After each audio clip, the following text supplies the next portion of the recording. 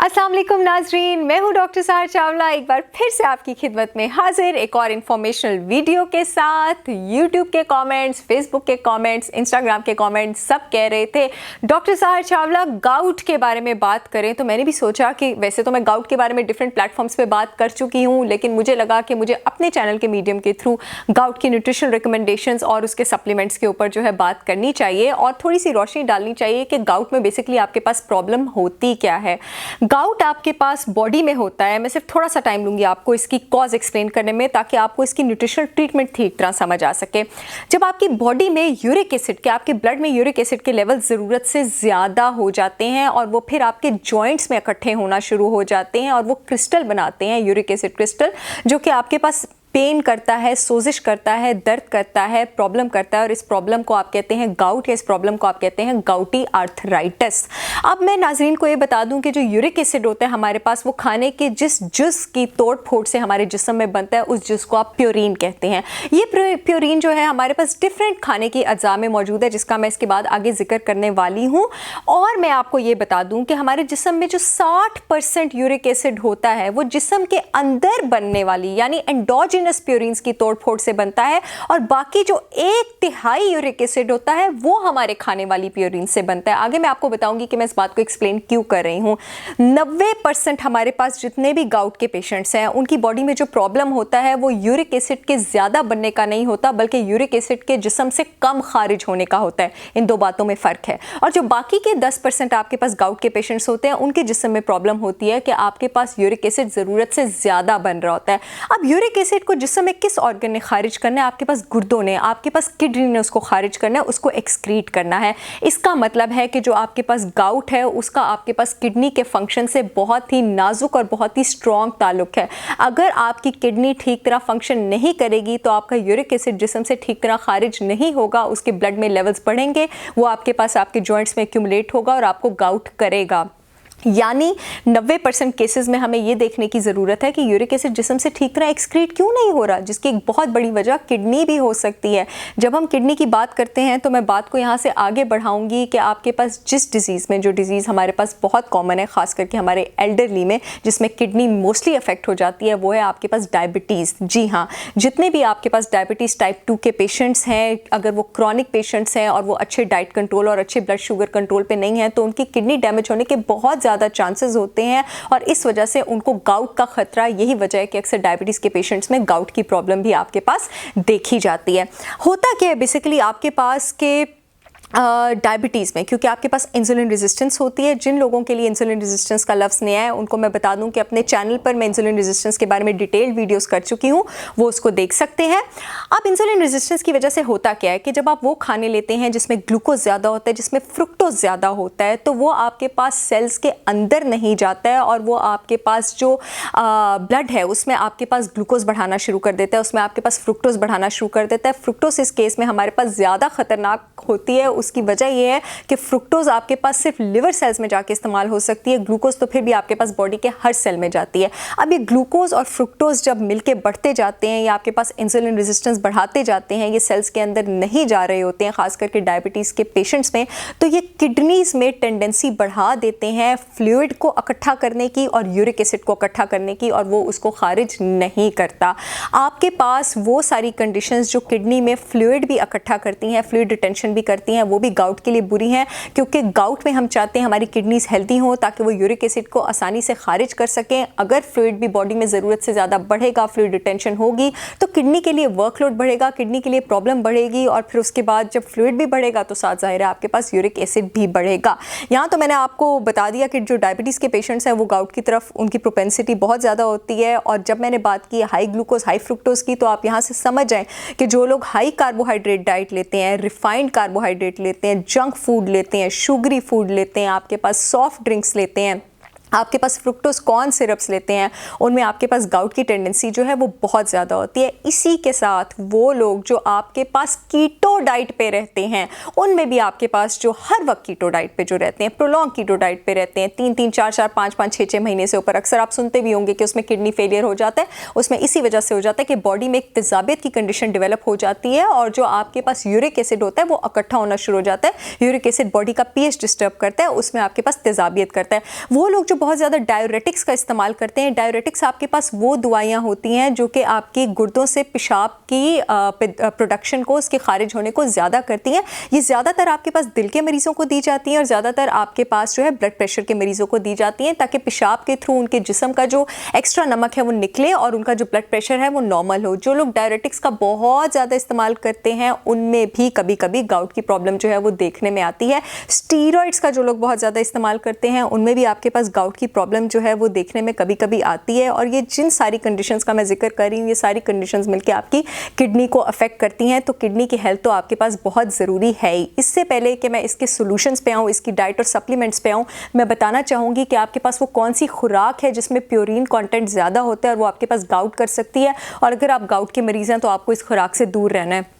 Number 1, आपके पास जो red meat है, मटन, लैम, बीफ, इवन कि टर्की मीट भी, वो आपने इस्तेमाल नहीं करनी है। नंबर 2, आपके पास जो ऑर्गन मीट होती है वो आपने इस्तेमाल नहीं करनी है। नंबर 3, जितनी भी आपके पास शेल फिश है, प्रॉन्स, लॉबस्टर्स, ऑयस्टर्स, क्रैब्स, इन सब का जो प्योरीन कंटेंट है वो बहुत ज़्यादा होता है। इवन कि जितनी आपके पास स्मॉल फिश है, खास करके सार्डीन्स, मेरी अक्सर वीडियोज़ में आप मेरे मुँह से सार्डीन्स की बहुत तारीफ़ सुनते होंगे, खास करके विटामिन डी के हवाले से, लेकिन गाउट के मरीज़ों ने सार्डीन्स का इस्तेमाल नहीं करना है।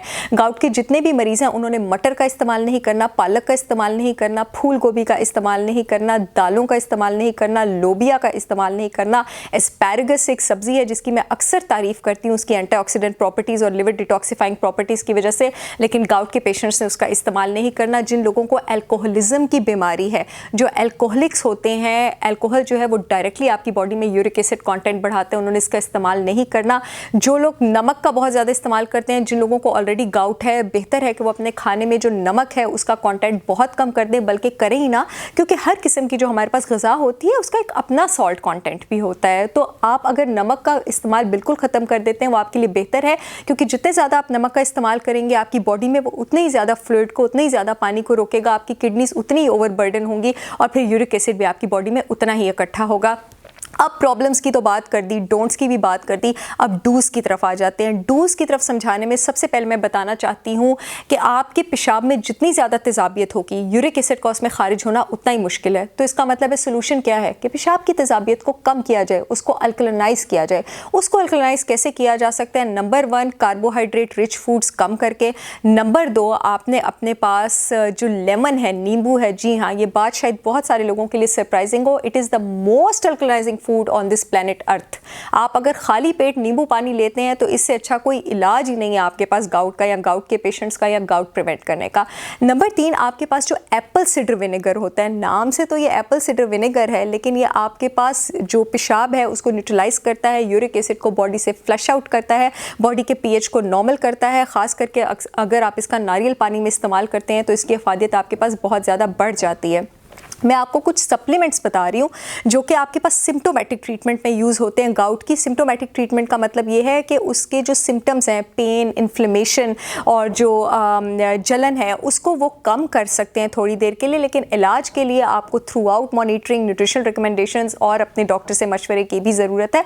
तो सिम्टोमेटिक ट्रीटमेंट, पेन की रिलीफ के लिए जो सप्लीमेंट्स आपके पास बहुत अच्छे हैं, sodium bicarbonate, baking soda 1 teaspoon 12 ounce पानी में अगर आप बेड से पहले लेते हैं, खाने से पहले ये आपने नहीं लेना, हफ्ते में 2 या 3 बार, तो ये आपके गाउट के सिम्टम्स को बहुत रिड्यूस कर सकता है।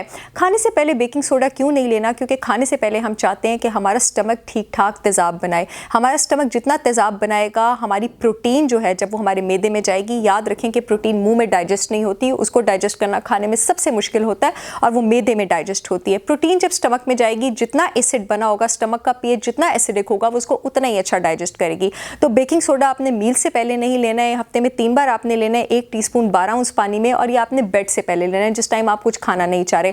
पोटेशियम सिट्रेट एक बहुत अच्छा सप्लीमेंट है गाउट के पेशेंट्स के लिए। ये बहुत जल्दी जो है, जब जिन दिनों आपको सिम्टम्स एग्रीवेट हुए हो, ये आपकी बॉडी से जो यूरिक एसिड है उसको फ्लश आउट करता है। कैल्शियम और मैग्नीशियम सप्लीमेंट्स आपके पास एक बहुत अच्छी ऑप्शन है। इसके अलावा जो सप्लीमेंट मैं आपको बताने जा रही हूँ वो है नेटल लीफ। नेटल लीफ आपको अच्छी सप्लीमेंट्स की शॉप से मिलेगा। ये फाइटोन्यूट्रिएंट है, कैप्सूल्स की फॉर्म में होता है, बॉडी में इन्फ्लेमेशन कम करता है, यूरिक एसिड को आपकी बॉडी से जो है वो एक्सट्रैक्ट करता है। इसके अलावा प्रोटियोलिटिक एंजाइम्स खास करके उसमें जो एक नेचुरल सप्लीमेंट की फॉर्म में होता है ब्रोमेलिन, जो कि आपके पास पाइनएप्पल में पाया जाता है। ब्रोमेलिन यूरिक एसिड का दुश्मन है, ये बॉडी से यूरिक एसिड को निकालता है। और मेरा सबसे ज़्यादा रिकमेंडेड सप्लीमेंट आपके पास सेलरी सीड एक्सट्रैक्ट। सेलरी वो सब्जी है जिस पर इंशाल्लाह मैं बहुत जल्द एक पूरी कंप्लीट वीडियो करने वाली हूँ 1-2 हफ्ते के अंदर अंदर सेलरी के फ़वाइद पर।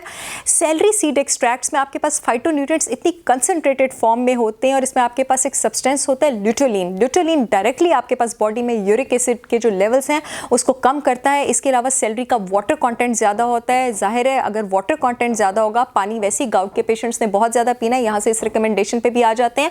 आप जितना ज़्यादा पानी पिएंगे आपकी बॉडी में यूरिक एसिड उतना ही फ्लो करेगा और वो क्रिस्टल्स की फॉर्म में जॉइंट्स में इकट्ठा होकर प्रेसिपिटेट नहीं करेगा। तो सेलरी का पानी का कंटेंट ज़्यादा है, सेलरी का पोटेशियम का कंटेंट ज़्यादा है। वो सारे खाने जो पोटेशियम में ज़्यादा होते हैं, मैं अपनी एक वीडियो में पहले भी बात कर चुकी हूँ ब्लड प्रेशर के हवाले से जो मैंने की थी, वो आपके पास बॉडी में सोडियम को कम करते हैं। और गाउट के पेशेंट्स में हम यही चाहते हैं कि सोडियम कम हो, फ्लूइड ना रुके और ताकि उनका यूरिक एसिड एक्सक्रीट हो। तीसरा, सेलरी में आपके पास फाइबर ज़्यादा होता है। वो सारे खाने जिनमें फाइबर ज़्यादा होता है वो भी गाउट के पेशेंट्स ने लेने हैं, और वो सारे खाने भी जिनमें पोटेशियम ज़्यादा होता है वो कौन कौन से हैं वो भी मैं आगे बताती हूँ, गाउट के पेशेंट्स से लेने हैं। क्योंकि फाइबर वाले खाने भी आपके पास जो बॉडी का पीएच है उसकी तेजाबियत जो है वो कम करते हैं और उसको अल्कलाइज करते हैं। सेलरी में आपके पास होता है folic acid. Folic acid directly uric acid levels को कम करता है।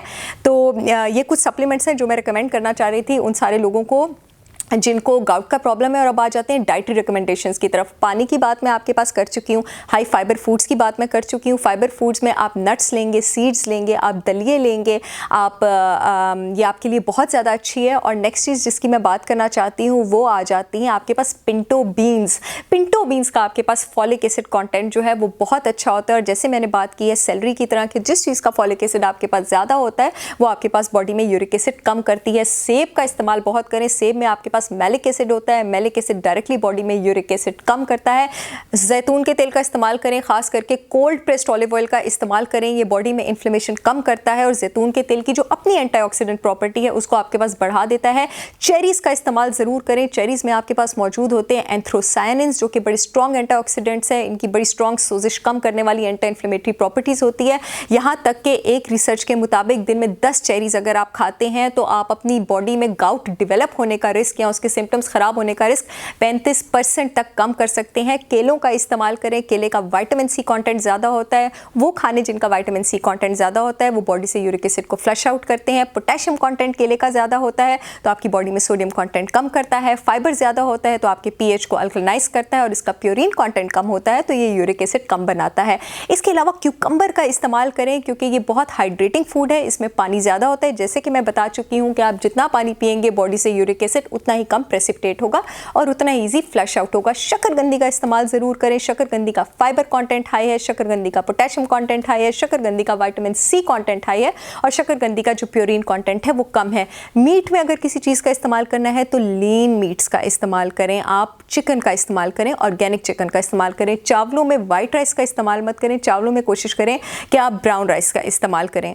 डेयरी का अगर आपने इंतखाब करना है तो कोशिश करें कि आप हाई फैट एनिमल डेयरी का इंतखाब मत करें। आप low fat plant based dairy का इस्तेमाल करें। जैसे आपके पास नारियल का दूध आ जाता है, आपके पास बादाम का दूध आ जाता है, आपके पास ओट मिल्क आ जाता है। इसके अलावा फास्टिंग एक बहुत अच्छा तरीका है आपके पास गाउट को कंट्रोल करने का।